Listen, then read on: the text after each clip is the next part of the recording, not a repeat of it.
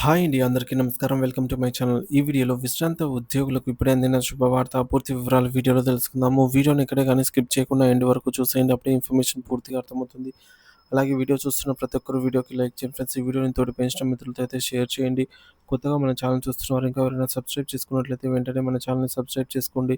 దీని ద్వారా నేను చేసే లేటెస్ట్ వీడియోస్ అన్నీ మీ వరకు రీచ్ అవుతాయి. ఇక ఆలస్యం చేయకుండా వివరాల్లోకైతే వెళ్ళిపోదాము. ఫ్రెండ్స్ ఇక విషయానికొచ్చినట్లయితే ప్రభుత్వ ఉద్యోగం నుంచి పదవి విరమణ పొందినటువంటి పెన్షనర్లు తమ జీవిత చరమకంలో ఆర్థికంగా నిలదొక్కుకోవడానికి పెన్షన్ ఒక ముఖ్యమైన ఆధారం. అయితే ఈ పెన్షన్ పొందే ప్రక్రియలో కమ్యూటేషన్ అనే ఒక వెసులుబాటు ఉన్నప్పటికీ దాని రికవరీ కాలానికి సంబంధించిన నిబంధనలు పెన్షనర్లకు తీవ్ర ఆర్థిక నష్టాన్ని కలిగిస్తున్నాయన్నది వాస్తవం. ఈ సమస్యపై సుప్రీంకోర్టు ఇటీవల ఇచ్చిన తీర్పు కొంత ఆశాకిరణంలా కనిపిస్తున్న క్షేత్రస్థాయిలో పూర్తి స్థాయి న్యాయం కోసం పెన్షనర్లు ఇంకా పోరాడుతూనే ఉన్నారు. ఉద్యోగులు పదవి విరమణ సమయంలో తమకు నెల నెలా అందే బేసిక్ పెన్షన్‌లో గరిష్టంగా 40% వరకు కమిట్ చేసుకోవచ్చు. అంటే ఈ 40% అమౌంట్ ఎంతైతే ఉంటుందో, ఆ అమౌంట్‌కి గాను ఒకేసారి ఏక మొత్తంలో లంప్ అమౌంట్‌ను ముందుగానే తీసుకుంటారనమాట. సో, తర్వాత ఆ అమౌంట్ చెల్లిస్తూ వస్తారు నెలవారీ.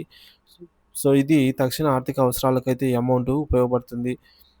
ప్రస్తుత నిబంధనల ప్రకారంగా ఇలా కమిట్ చేసిన మొత్తాన్ని ప్రభుత్వం పెన్షనర్ నెలవారీ పెన్షన్ నుంచి 15 సంవత్సరాల పాటు తిరిగి రాబట్టుకుంటుంది.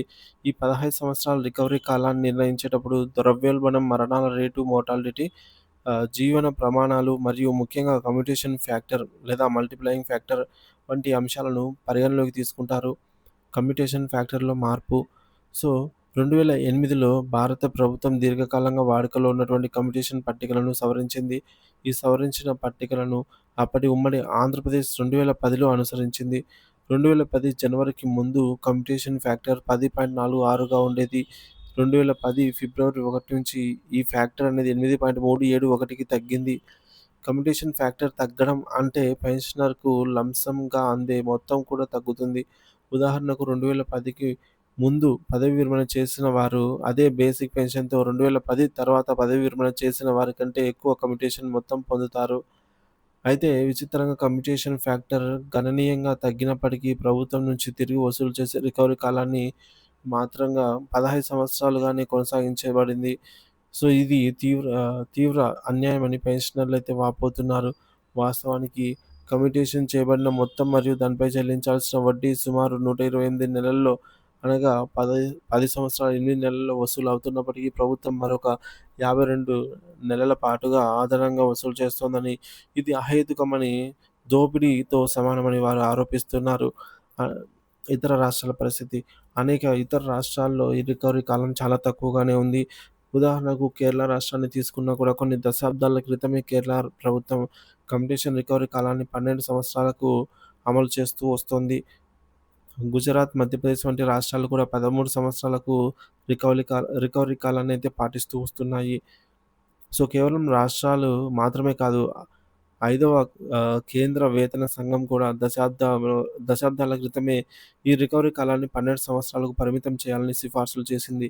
ఇటీవల సుప్రీంకోర్టు న్యాయమూర్తి మరియు ఇతర సభ్యుల నేతృత్వంలోని రెండవ జాతీయ న్యాయ కమిషన్ కూడా ఈ రికవరీ కాలాన్ని 12 సంవత్సరాలు ఉంచడం సమంజసమని, సహేతుకమని అభిప్రాయపడింది. మరి వివిధ కోర్టులు ఈ విషయంలో పెన్షనర్లకు అనుకూలంగా ఉత్తర్వులు జారీ చేసినప్పటికీ ప్రభుత్వాలు వాటిని అమలు చేయడంలో నిర్లక్ష్యం వహిస్తున్నాయి.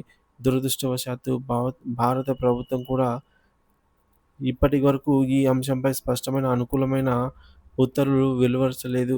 ఈ నేపథ్యంలో కొంతమంది పదవీ విరమణ చేసిన ప్రభుత్వ ఉద్యోగులు న్యాయస్థానాలను ఆశ్రయించారు. చండీగఢ్ హైకోర్టు పూర్తి పెన్షనర్ల విషయంలో 10 సంవత్సరాల రికవరీ పూర్తయిన తర్వాత తదుపరి రికవరీని నిలిపివేస్తూ తాత్కాలిక ఉత్తర్వులైతే జారీ చేసింది. హర్యానా, పంజాబ్ వంటి ప్రభుత్వాలు చండీగఢ్ హైకోర్టు తీర్పుల ఆధారంగా 10 సంవత్సరాల రికవరీ పూర్తి చేసుకున్నటువంటి పెన్షన్ల నుంచి తదుపరి ఉత్తర్వులు వచ్చే వరకు రికవరీని నిలిపివేయాలని సంబంధిత అధికారులకైతే సూచనలు జారీ చేసిందనమాట కోర్టు. తెలంగాణ రాష్ట్రంలో కూడా పెన్షనర్ల సంఘం జేఏసీతో పాటుగా అనేక ఉద్యోగ, ఉపాధ్యాయ సంఘాలు ఈ విషయాన్ని రెండవ తెలంగాణ పే రివిజన్ కమిషన్ దృష్టికి తీసుకెళ్లాయి.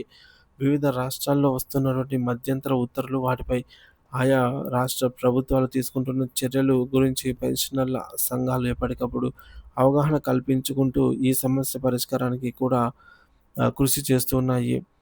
మరి ఇది కేవలం పెన్షనర్ల డిమాండ్ మాత్రమే కాదు. ఇది ఒక న్యాయమైన, సహేతుకమైన డిమాండ్. మరి ఈ మార్పు వల్ల ప్రభుత్వంపై పెద్ద ఆర్థిక భారం కూడా పడదు. ఎందుకంటే ప్రస్తుత ప్రభుత్వం రాబట్టుకోవాల్సిన మొత్తాన్ని ఇప్పటికే 128 నెలలలో పొందుతుంది. మిగిలిన 52 నెలలు ఆహ్, అదనపు వసూలు భారమే. సో, మరి ఈ యొక్క 52 సంవత్సరాలకి ఎక్స్‌ట్రా కట్టడం అనేది పెన్షనర్‌కు తీవ్ర నష్టమనే చెప్పవచ్చు.